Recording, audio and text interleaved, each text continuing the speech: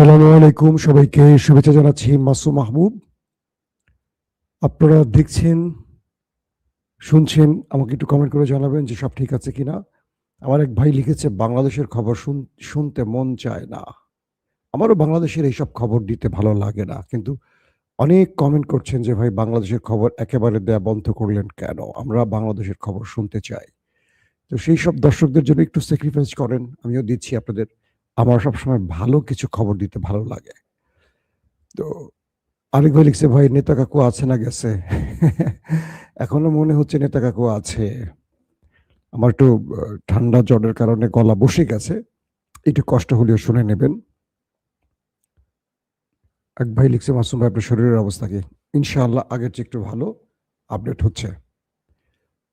আমার উপস্থাপনা আপনার ভালো লাগে ভাই, না? ওকে, থ্যাংক ইউ। দর্শক, আজকে অনেকগুলো গুরুত্বপূর্ণ খবর আছে, আল্লাহ সুস্থ রাখলে পুরোটাই দেওয়ার চেষ্টা করব। বলতে পারে আজকে অনেকগুলো খবর আছে এবং আপনার ধৈর্য সহকারে বসে থাকতে হবে। আমি প্রথমে বাংলাদেশের খবরটা সংক্ষিপ্ত আকারে একটু দিয়ে নিই, তারপর আমি চলে যাব, কারণ বাংলাদেশের সংবাদটা আমি খুব বেশি অল্প সময়ের জন্য দেব। প্রথম বিষয়টা হচ্ছে, বাংলাদেশ সংসদ এখন উত্তপ্ত হয়ে গেছে। আজকেও দেখলাম বিরোধী দলের নেতার সাথে স্বরাষ্ট্রমন্ত্রীর বাকচিত হয়েছে, বাট ভদ্রচিত্তভাবেই হয়েছে। আবার গণভোট এবং জুলাই সনদ নিয়ে জামাতের 11 জোট, জামাত সহ যে 11 জোট, তারা আগামী শনিবার বায়তুল মোকাররম থেকে আন্দোলন শুরু করতে যাচ্ছে। অর্থাৎ বিএনপির হানিমুন পিরিয়ড শেষ, এবার জামাত মাঠে নামছে তার জোটকে নিয়ে। বলা হয়েছে বিক্ষোভ, সমাবেশ, মিছিল বায়তুল মোকাররম থেকে, এবং সেখান থেকে পরবর্তী নতুন কোনো কর্মসূচির ঘোষণা দেওয়া হবে। প্রশ্নটি হলো, 24-এর বিপ্লবের পর এত মানুষের প্রাণের বিনিময়ে যে বাংলাদেশ রচিত হয়েছে, যে বাংলাদেশের সবগুলো রাজনৈতিক দল ওয়াদা দিয়েছিলেন তারা একটা সুন্দর বাংলাদেশ গড়তে চান, তারা নতুন বন্দোবস্ত গড়তে চান, যে পুরনো বন্দোবস্তে হাসিনা ফ্যাসিস্ট হতে পারে, সেই বন্দোবস্ত আর চান না। এই প্রতিশ্রুতির পর রাজনৈতিক দল যদি আবারও ফ্যাসিজমের দিকে ফিরে যেতে চায় বা ফ্যাসিজমের সেই চিহ্নগুলোকে বাঁচিয়ে রাখতে চায়, এটা আমি মনে করব বাংলাদেশের জন্য সবচেয়ে বড় দুর্ভাগ্য। প্রথম কথা, আজকে আমি দেখলাম যে জামাত নেতা হামিদ হোসেন আজাদ, না হামিদুদ্দিন হামিদ আজাদ, মাঝখানে একটা নাম আছে, আমি ভালো নামটা জানি না, হামিদ কি আজাদ এরকম একটা নাম, সিনিয়র একজন পলিটিশিয়ান জামাতের, তিনি বলেছেন যে বিভিন্ন অধ্যাদেশ বাতিল করে বিএনপি হাসিনার চেয়েও বড় ফ্যাসিস্ট হওয়ার পথে এগুচ্ছে। কে বলছে? জামাতের একজন নেতা।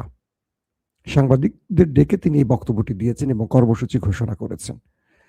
আমি বিশ্বাস করতে চাই, যে দেশটির এখন প্রধানমন্ত্রী আমার সবচেয়ে প্রিয় মানুষ তারেক রহমান, তিনি বাংলাদেশটাকে আগের স্থলে আর নেবেন না, একটা নতুন বাংলাদেশ উপহার দিবেন, যেটা তিনি লন্ডন থেকে 18 কোটি মানুষকে বারবার প্রতিশ্রুতি দিয়েছেন। কেন যেন বারবার আমাদের সালাউদ্দিন ভাই আলোচিত হচ্ছেন, তার দায়িত্বটা অনেক বেশি দেখছি, তারেক রহমানকে সেইভাবে বক্তব্য রাখতে শুনছি না। তিনি শুধু বসে বসে হাসেন, তার হাসিটা বেশ সুন্দর, কিন্তু আমার কাছে অদৃশ্যভাবে কিছু জিনিস মনে হচ্ছে। আমি জানি না এটা সত্য কি মিথ্যা বা এটা কি হবে।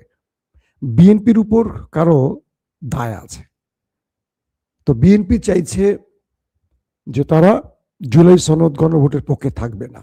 আমি জাস্ট একটা আইডিয়া দিচ্ছি আপনাদেরকে, সত্য না মিথ্যা জানি না, আমার রাজনৈতিক বিশ্লেষণ থেকে বলছি।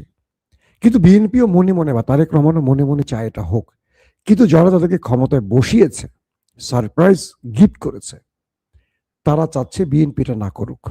তাই তারা চাচ্ছে দেশে একটা আন্দোলন সৃষ্টি হোক, জামাত এটা নিয়ে চাপ সৃষ্টি করুক, এবং একটা টাইম পরে বিএনপিটা মেনে নেবে। বেগম জিয়া এই কাজগুলো করতেন, আমি তার সাথে ওপেন ডিসকাশনে তার কিছু এরকম তথ্য জেনেছি, আমার আগের দর্শকরা তাদেরকে সংক্ষিপ্ত কিছু ভাষণ আমি শুনিয়েছিলাম আপনাদের। তবে বিএনপির মধ্যে একটা বড় গ্রুপ আছে যারা সরাসরি ভারতের এজেন্ট হিসেবে কাজ করছে। তারেক রহমান তাদেরকে চিহ্নিত করেছেন। পর্দার অন্তরালে অনেক খবর আছে যেগুলো আমরা প্রকাশ করতে পারি না, জাতীয় নিরাপত্তার প্রয়োজনে, রাষ্ট্রের নিরাপত্তার প্রয়োজনে অনেক খেলা চলছে, বুঝছেন? তো সেখানে এখন পর্যন্ত আমার কাছে যে খবর আছে, তারেক রহমান পজিটিভ অবস্থানে আছেন, কিন্তু কিছু খেলা খেলছেন তিনি। কেন খেলছেন? তার উপরে চাপ আছে, কারণ তিনি দেশে এসেছিলেন যে চুক্তিগুলো বা যে শর্তগুলোর উপরে, তাদের কিছু দায় শোধ করতে হবে তাকে। তো তাকে একটু সময় দিয়ে সেই কাজগুলো করতে হবে, বাট তিনি চাইছেন বাংলাদেশে কিছু হোক। আর যদি সেটা না হয়, আমার ধারণা ভুল হয়, আমি মনে করব বিএনপির জন্য এই সময়টি, অর্থাৎ ক্ষমতার এই সময়টি হবে সবচেয়ে দুঃখজনক। কারণ যে বিএনপি বাংলাদেশের সবচেয়ে জনপ্রিয় দল, সেই বিএনপি শেখ হাসিনার পদাঙ্ক অনুসরণ করলে তার পরিণতি শেখ হাসিনার চেয়েও খারাপ হবে। লিখে রাখেন কাগজে, আজকেই লিখে রাখেন। শেখ হাসিনার সময় কথাগুলো আমরা বলতাম, তাই হয়েছে শেখ হাসিনার আগে আর পরে। তো কিছু কথা শুনতে হবে। হাইব্রিড নেতাদের, হাইব্রিড সাংবাদিকদের, হাইব্রিড বুদ্ধিজীবীদের কথা শোনা যাবে না। যারা হঠাৎ করে বিএনপি হয়ে গেছে, তারা অনেক পরীক্ষিত লোক, তাদের কথা শুনতে হবে। যদি বাংলাদেশে জুলাই সনদ বাস্তবায়িত না হয়, গণভোটের রায় ভুলণ্ঠিত হয়, মনে রাখবেন বিএনপিকে সবচেয়ে করুণ পরিণতি ভোগ করতে হবে। আর যদি আমি যেটা বলেছি তারেক রহমান সেই পলিসিটি আগান, অর্থাৎ তিনি চাচ্ছেন অদৃশ্য শক্তিকে খুশি করতে, যে বিএনপিটার বিপক্ষে, কিন্তু বিরোধী দল এবং জনগণের চাপে পড়ে বিএনপিকে করতে হয়েছে। যদি বিএনপি এই খেলাটা খেলে থাকে, আলহামদুলিল্লাহ, আমি চাই বিএনপি কাজটা করুক। তো অবশেষে জামাত আন্দোলনে নামছে। এই নতুন সরকারের, অর্থাৎ বিপ্লবের পর যে নতুন সরকার গঠিত হয়েছে, সেই সরকারের বিরুদ্ধে বিরোধী দলের প্রথম আন্দোলন শুরু হচ্ছে আগামী শনিবার বিকেল 4টা থেকে বাইতুল মোকাররমে। আমরা দেখতে চাই কি ঘটে বাংলাদেশে। দর্শক, চলেন আমরা চলে যাচ্ছি আন্তর্জাতিক খবরে, যেটার জন্য আপনারা বসে আছেন। ডোনাল্ড ট্রাম্পের বক্তব্যটা শুনেছি, 25 মিনিটের বক্তব্যটা, 23 থেকে 25 মিনিট ধারণা করছি। তার বক্তব্যে তিনি ইরানকে খুব ভয়ঙ্কর কিছু হুমকি দিয়েছেন। আপনাকে শুনছেন তো ক্লিয়ার না? একদম কোনো সাউন্ডের প্রবলেম হচ্ছে না, না? তো তিনি সরাসরি হুমকি দিয়েছেন কিভাবে? Back to the stone age, back to the stone age, পাথরের যুগে ফিরে যাও। ইরানকে বলেছে মার্কিন যুক্তরাষ্ট্রের প্রেসিডেন্ট, যদি তুমি না থামো, হরমুজ খুলে না দাও, তোমার উপর এত ভয়ঙ্কর অ্যাটাক হবে যেটা তুমি কল্পনা করতে পারো নাই বা পারবা না, এবং তোমাকে পাথরের যুগে পাঠানো হবে। পাথরের যুগ বুঝছেন তো? আগে ম্যাচও ছিল না, পাথর দিয়ে আগুন ধরাইতে হইতো। বন মানুষের যুগ, যেটাকে বলা হয়, মানে কি বলবো, এই টাইমটা হলো খ্রিস্টপূর্বের আগে। মানুষ যখন অধিকাংশ মানুষ যখন উলঙ্গ থাকতো, পৃথিবীর কিছু আবিষ্কার হয়নি।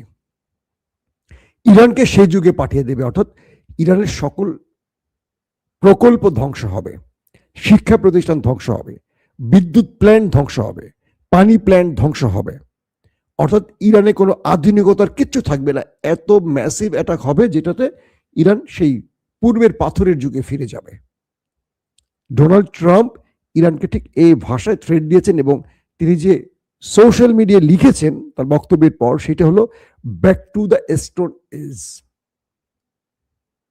স্টোন এজ বুঝছেন তো? পাথরের সময় পাঠিয়ে দেবে ইরানকে। যখন ডোনাল্ড ট্রাম্প এই অ্যাগ্রেসিভ বক্তব্য দিচ্ছেন এবং ইরানকে একটা ভয়ঙ্কর যুদ্ধের হুমকি দিচ্ছেন, ঠিক কয়েক মিনিট পর ইরান বড়সড় অ্যাটাক শুরু করে দিয়েছে আরব রাষ্ট্রে এবং তার বন্ধু বিবির দেশে। বিবি বুঝেন তো? নেতানিয়াহুর আরেক নাম।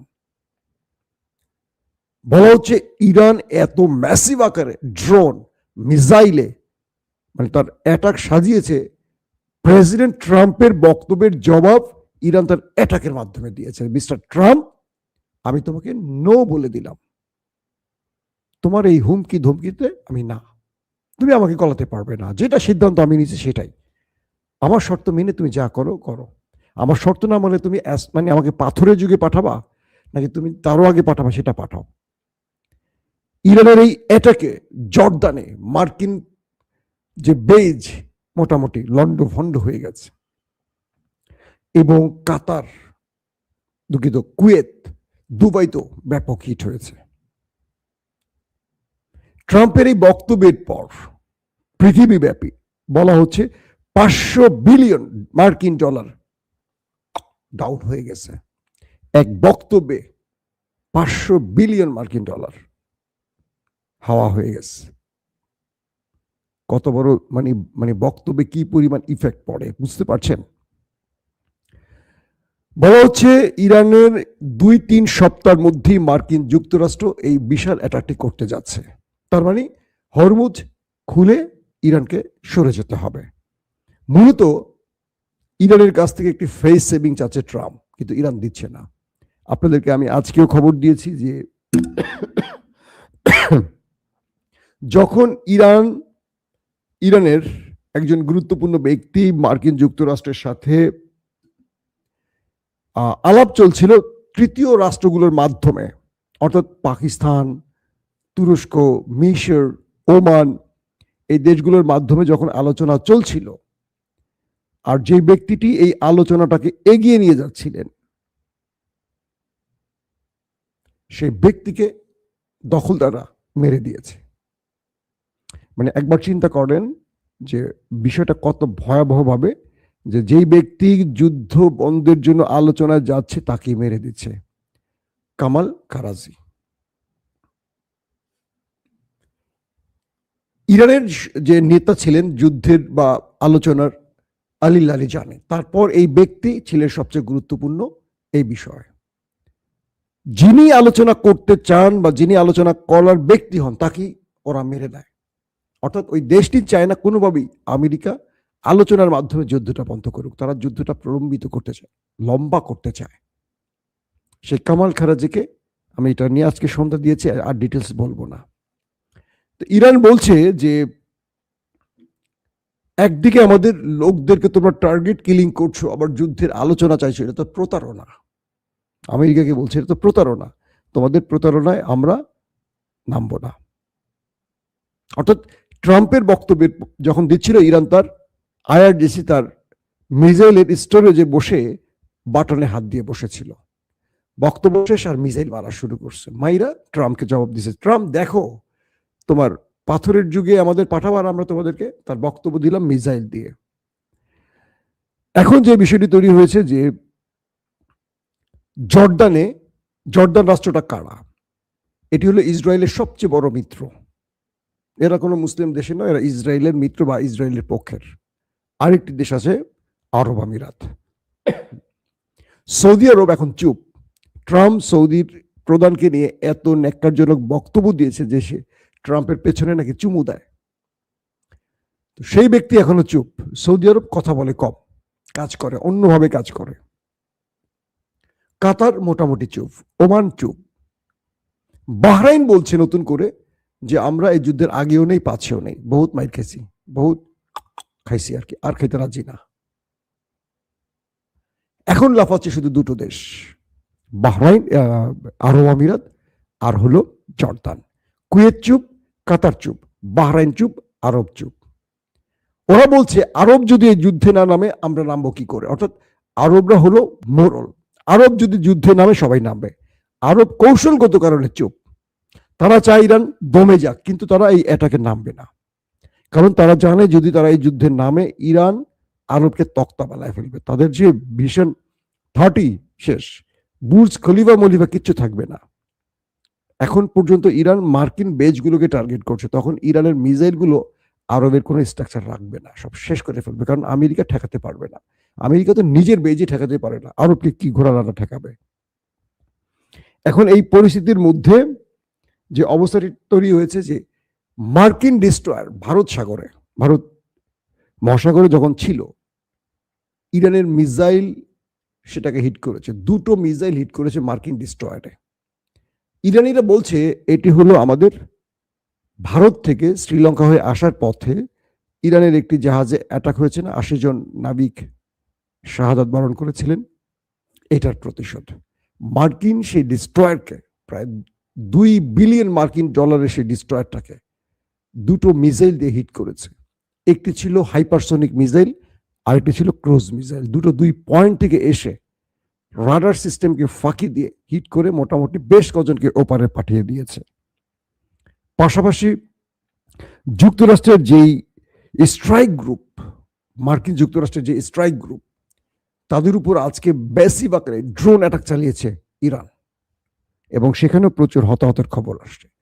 ড্রোনের যে খেলা দেখাচ্ছে ইরান, ওরে বাপ রে বাপ, কঠিন খেলা দেখাচ্ছে এখন ইরানের ড্রোন। সৌদি আরবের মধ্যে কোথায় কোথায় পালিয়ে আছে খুঁজে বের করে ড্রোন সেখানে গিয়ে হিট করে চলে আসছে। মানে ইরানের কাছে এখন রিয়েল টাইম ইন্টেলিজেন্স বলি এত পারফেক্টলি আসে, মার্কিন কোন পাইলট কোথায় গিয়ে পালিয়ে আছে সেখানে ড্রোন গিয়ে তাকে মেরে দিয়ে আসছে। আমেরিকা মুখ খুলে বলছে না, পরাশক্তি তো লজ্জা কাউকে বলতে পারছে না, একদম মাইকটা দিচ্ছে ইরান কিন্তু কঠিন ভাবে। ইরান যে দাবি করছে শত শত সেনা ওপারে, এটার এগেনস্টে আমেরিকা 13 জন 14 জন সংখ্যাটা প্রকাশ করে। এটাকে 13 জন 14 জন মারা যাবে এটা আপনি বিশ্বাস করেন? এটা সম্ভব? যেখানে বাংলাদেশিরাই তো এই যুদ্ধের কোনো অংশ না, বাংলাদেশের তো 3-4 জন মারা গেছে এই পর্যন্ত। এখন এই অবস্থার মধ্যে ফ্রান্স দুর্দান্ত একটি বক্তব্য দিয়েছে। ফ্রান্সের বক্তব্যটি আমার ভালো লেগেছে, সেটি হলো ম্যাক্রন, মিস্টার ইমানুয়েল ম্যাক্রন। তিনি বলছেন নিউক্লিয়ার, মানে যেই ট্রাম্প যে হুমকি দিচ্ছেন, নিউক্লিয়ার দিয়ে এই যুদ্ধের সমাধান হবে না। আমেরিকা যদি ইরানে নিউক্লিয়ার অ্যাটাক করতে চায় সমাধান হবে না। আবার আমেরিকা যে নিউক্লিয়ারের অভিযোগ তুলছে, ইরানের মধ্যে নিউক্লিয়ার নিয়ে যাবে, এটা করবে সেটা করবে, এটা আসলে সমাধান নয়। একটা তথ্য আপনাদের দিয়ে রাখি, এই আমেরিকা ইরাকের নিউক্লিয়ার আছে এই অভিযোগ তুলেছিল, আরো অনেক রকম অবৈধ রাসায়নিক বোমা আছে এরকম অভিযোগ তুলেছিল আমেরিকা। তারপর এই কথাটি বলেছিল কালকে ফ্রান্সের প্রধানমন্ত্রী, খুব দুর্দান্ত একটি কথা বলেছে। তিনি বলেছিলেন এই আমেরিকা ইরাকের বিরুদ্ধে আমাদের সবাইকে ডেকে এনে যুদ্ধ করেছিল কারণ ইরাকে নিউক্লিয়ার আছে, ভয়ঙ্কর রাসায়নিক এটা সেটা আছে। আমরা সবাই মানে সুসুর করে চলে এসেছি ট্রাম্পের ডাকে ইরাকে লড়াই করতে। দিন শেষে আমরা জানলাম যে ইরাকের কাছে কিছুই নেই, কিন্তু ইরাকটা ধ্বংস হয়ে গেল, লাখো মানুষ প্রাণ হারালো। তিনি বলছেন ফ্রান্স প্রধানমন্ত্রী যে আমরা এই ভুলটি আর করতে চাই না, আমরা আমেরিকাকে ঘাঁটি ব্যবহার করতে দেব না, স্পেনে মার্কিন ঘাঁটি বন্ধ, আমার আকাশ আমার জমিন ওদের জন্য নিষিদ্ধ করে দিলাম। একইভাবে Switzerland, Poland, France, German, Britain তারা সবাই আমেরিকাকে অসহযোগিতার ঘোষণা দিল এবং বলল তাদের দেশ থেকে কোনো আক্রমণ করতে দেবে না ইরানে এই ইউরোপের মোড়ল রাষ্ট্রগুলো। তো চিন্তা করেন, ম্যাক্রন বলছেন যে ইরানের ইউরেনিয়াম নিয়ে বা নিউক্লিয়ার নিয়ে এত আলোচনা বা যুদ্ধ শুরু, এটা তো যুদ্ধ দিয়ে এই নিউক্লিয়ারের আলোচনা নয়, এটি হবে টেবিলে বসে। ট্রাম্প অসুস্থ হয়ে তিনি এই কাজগুলো করছেন। কে বলছে? ফ্রান্স প্রধানমন্ত্রী ইমানুয়েল ম্যাক্রন। বুঝছেন? তিনি বলছেন হরমুজ শক্তি দিয়ে খোলা যাবে না, মার্কিন যুক্তরাষ্ট্র যে শক্তি প্রয়োগ করছে এইভাবে হরমুজ প্রণালী খোলা যাবে না। এটিও আলোচনার মাধ্যমে খুলতে হবে, যে ইরানের কাছে আলোচনাগুলো তুলতে হবে এবং ইরানের দাবি মেনে নিয়ে আপনি শক্তি প্রয়োগ করবেন, যুদ্ধ প্রলম্বিত করবেন, দীর্ঘ করবেন, পুরো পৃথিবী সংকটে পড়ে গেছে, লকডাউনে পড়ে গেছে। স্রেফ বাংলাদেশের মতো দেশ দেখেন কি অবস্থা, গাড়ির তেল পাওয়া যায় না। ঢাকা শহরে দেখলাম, কোথায় কোথায় দেখলাম মানুষ দীর্ঘ সময় দাঁড়িয়ে থেকে একজন মানুষ স্টক করে বা সেখানে মারা গেছে। আমি নিজের পার্সোনাল অভিজ্ঞতা বলি, আমি এখন কোন লং ডিস্টেন্সে কোনো দূরে যেতে পারছি না, আমার গ্যাস তেল দুটো শেষ, যেতটুকু ট্যাঙ্কিতে ছিল সীমিত, ফ্যামিলির কাজে শুধু ব্যবহার হচ্ছে, বাচ্চাদের স্কুলের জন্য ব্যবহার হচ্ছে। বুঝতে পারছেন? অনেক গুরুত্বপূর্ণ কাজ আটকে বসে আছে, গাড়ির তেল গ্যাস নিতে পারছি না, ড্রাইভার বসে বসে মশা মারছে, কি করবে, ডিউটি কমে গেছে তার, কিন্তু মাঝখান দিয়ে তো আমার 12টা বাজতেছে। তো এত দূরে বাংলাদেশের যদি এই পরিস্থিতি হয়, পৃথিবীর কি অবস্থা বলছেন? এবং বিভিন্ন সূত্র বলছে বাংলাদেশ সবার আগে তেল সংকটে পড়বে সবচেয়ে বেশি, এমন হবে যে বাংলাদেশে কোনো তেল থাকবে না। বাংলাদেশ একটা ভয়ঙ্কর দিকে যাবে আগামী 1 মাস যদি লং টাইম এই যুদ্ধটা চলে।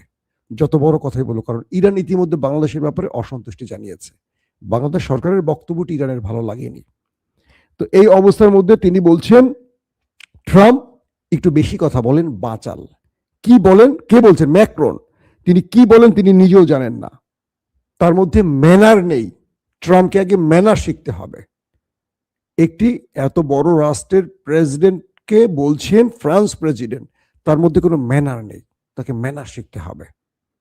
তার মানে কি আমরা একটা জিনিস বুঝে গেছি যে মোটামুটি ইউরোপ ট্রাম্পের পাশে আর নেই। এখন ট্রাম্প হাঙ্কি পাঙ্কি যত কিছুই করুক, ইরান ছাড় দিবে না। এখন ট্রাম্প আসলে 2-3 সপ্তাহ পর কি করবে ইরানে, ধারণা করা হচ্ছে তিনি ফেস সেভিং না পেলে, আল্লাহ জানে, এ তো মাথা অর্ধেক না, পুরোটাই অর্ধেক বললে তো ভুল হবে, অর্ধেক চেয়ে বেশি খারাপ তার মাথা, কেন নিউক্লিয়ার অ্যাটাকে চলে যায় কিনা। কিন্তু আমেরিকা যদি ইরানের বিরুদ্ধে নিউক্লিয়ারে চলে যায়, এটা থামবে না। রাশিয়া চীন তার এই অন্যতম পার্টনারকে ছাড়বে না, কারণ এই যুদ্ধটা ইরানের যতটুকু তার চেয়ে বেশি রাশিয়া চীনের। তারা লাভবান হচ্ছে এবং ইরানের মাধ্যমে তারা তাদের অধিকার ফিরে পাওয়ার সব চেষ্টা করছে। আর এই জন্য এই দেশ দুটো সর্বোচ্চ সাপোর্ট দিয়ে যাচ্ছে। বলা হচ্ছে ইরানের অধিকাংশ আক্রমণের যে ইন্টেলিজেন্স তথ্যগুলো আসে, উপগ্রহ তথ্য আসে বা স্যাটেলাইট ইমেজগুলো ধরে কোথায় মার্কিন ঘাঁটি, কোথায় তাদের মুভমেন্ট, যেই তথ্যগুলো আসছে এর ম্যাক্সিমাম চীন এবং রাশিয়া ইরানকে দিয়ে থাকে। আবার ইরানের মিসাইলকে শক্তিশালী করতে দ্রুত কাঁচামাল ইরানে পৌঁছে দিচ্ছে, কারণ প্রতিদিন অজস্র মিসাইল ব্যবহার হচ্ছে, আবার আমেরিকা হিট করে অনেক মিসাইল ধ্বংস করছে। ইরান ফুল টাইম 24 ঘন্টা এখন শুধু মিসাইল তৈরি করছে আর ড্রোন তৈরি করছে, কারণ এই দুটো জিনিস দিয়ে ইরান পুরো যুদ্ধের নীতি, যুদ্ধের মিথ পরিবর্তন করে দিয়েছে ইরান। পৃথিবীর তাবৎ মূল্যবান ভয়ঙ্কর অস্ত্র আমেরিকার কাছে আছে, কিন্তু ড্রোন আর মিসাইল দিয়ে এতগুলো দেশকে একা পেটাচ্ছে ইরান, এটা কেউ কল্পনা করেনি। আর আমেরিকা কখনো মার খায়নি, মার দিয়ে গেছে। কেউ ঘুরে মারবে শক্তি কেউ দেখায়নি। ইরান যখন ধরছে টাইট মতো, বাকিরা বুঝে গেছে যে এটাই সময় ওরে চেপে ধরার, কিন্তু ভিতুরা এগিয়ে আসছে না, তারা চাচ্ছে ইরানই শেষ করে দেখ, আমাদের মতো আর কি। আর ইরান আরেকটা মার, আরেকটা মার, মার, হ্যাঁ হ্যাঁ মার মার। বাংলাদেশিরা করে না, দুজন মারামারি করলে দোস্ত আরেকটা মার, আরেকটা মার, সে দূরে দাঁড়িয়ে রয়েছে। তো আমরা মুসলিম দেশগুলো অপেক্ষায় আছে ইরান কিছু একটা করুক। ধরুন সৌদি আরবে একটা ভিডিও দেখলাম, মার্কিন টার্গেটে হিট করেছে ইরান, মিসাইল মেরেছে, অনেক সেনা ধূপধাপ করে সেখানে পড়ে গেল, অক্কা গেল, উপরে গেল, আগুন জ্বলছে মার্কিন ঘাঁটিতে। যিনি ভিডিও করছেন আল্লাহু আকবার আল্লাহু আকবার বলছেন সৌদি আরবের ভেতরে, দুবাইতে, কাতারে, কুয়েতে, এই ভিডিওগুলো দেখেছেন হয়তো আপনারা অনেকে। তার মানে ওই দেশের রাজা বাদশারা আমেরিকার কাছে মাথা বিক্রি করলেও জনগণ তো করেনি। জনগণ কিন্তু একটা জিনিসই চাইছে, ইভেন ভারতের মানুষও চাইছে অনেকে, যে ইরান বিজয়ী হোক। কারণ মাতাব্বরি মোরলগিরি কেউ আসলে পছন্দ করে না। তোমার মন চাইবে তুমি এক গাজার মানুষকে মেরে ফেলবা বিবিকে দিয়ে, মানে নেতানিয়াহুকে দিয়ে, বিচার নেই। তুমি জাতিসংঘকে বলছো তুমি একটা প্রস্তুতি নাও, আমরা নিউক্লিয়ার অ্যাটাক করতে পারি, এটাকে তুমি বৈধ করতে হবে। জাতিসংঘকে দিয়ে আমেরিকা ইরানের নিউক্লিয়ার অ্যাটাকে বৈধতা দেওয়ার জন্য কাজ শুরু করে দিয়েছে। তার মানে ট্রাম্প যদি ফেস সেভিং না পায়, ইরানে বড় কিছু ঘটাবে। আর এটুকু বলতে পারি, ইরান এত ছোট দেশ না রে ভাই। আপনারা ইরানের সম্পর্কে একটু ম্যাপটা দেখবেন, বিশাল দেশ। ইরানে অ্যাটাক করে ইরানকে কবজা করা বা ইরানকে দুর্বল করা এত সহজ হবে না ট্রাম্পের জন্য। 11,000 অ্যাটাক তো গতকালকেই বলছি। সামনের দিনগুলোতে ট্রাম্প আরো বেশি আক্রান্ত হবে, শুধু হবে তা না, পুরো আরবের মধ্যে অনেক বড় আক্রমণ ইরান করে বসবে। আর ইসরায়েল তো একটা ছোট্ট দেশ, 1 কোটি মানুষ থাকে বোধহয়।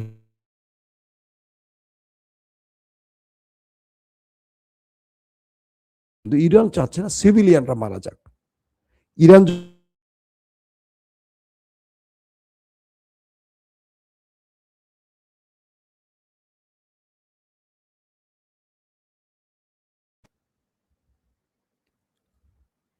ইরান তখন চোখ বন্ধ করে মার শুরু করবে, তখন আর বুর্জ খলিফা দেখবে না, মার্কিন বেজ দেখবে না। কারণ অনেকে আমাকে প্রশ্ন করেন ভাই নিউক্লিয়ার মারলে তো ইরান শেষ না ভাই। অনেকগুলো নিউক্লিয়ার মারতে হবে, একটা দুইটাতে হবে না। অনেক বড় ইরান, হয়তো তেহরানে মারবে। আর ইরানের পারমাণবিক বলি, মিসাইল বলি, ম্যাক্সিমাম তেহরানে না, এগুলো অনেক দূরে, ইস্পাহানে আছে, ফোর্দোতে আছে, বিভিন্ন। আর ইরান এমন একটি দেশ, চারদিকে পাহাড়। ইরানের ম্যাক্সিমাম মিসাইলগুলো পাহাড়ের নিচে টানেল বানানো। তো পাহাড়ে যতই বাংকার ব্লাস্টার বোমা মারুক, পাহাড় ভেদ করে আরো মাটির নিচে 200 ফুট, আমেরিকার বাপেরও সেই মিসাইল নেই। তো ওরা মারছে, কিন্তু ইরান তার ম্যাক্সিমাম মিসাইল বা ড্রোন স্টোরেজগুলো পাহাড়ের নিচে তৈরি করেছে, পাহাড়ের মধ্যে পথ করে আরো নিচে করেছে। এবং প্রতিনিয়ত তৈরি হচ্ছে। রাশিয়া চীন রসদ দিচ্ছে, ইরান বানাচ্ছে ফুল টাইম। তো বিষয়টা হলো, ইরানে যদি নিউক্লিয়ার অ্যাটাক হয়, এটি আরো অনেকগুলো দেশে ছড়িয়ে পড়বে, কারণ ইরানকে ধারণা করা হচ্ছে তারা নিউক্লিয়ার বানিয়ে ফেলেছে। এখন হয়তো আমেরিকা এটি দিয়ে ইরানের আদৌ বানিয়েছে কিনা এটা টেস্ট করার চেষ্টা করছে, হতে পারে। তবে ট্রাম্পের উপর কারো বিশ্বাস নেই। ইমানুয়েল ম্যাক্রন যেটা বলছেন, তিনি বেশি কথা বলেন, যেটা তার বলা উচিত না। বিদায় নিচ্ছি আজকের মতো। প্রত্যেকে ভালো থাকবেন। আল্লাহ হাফিজ।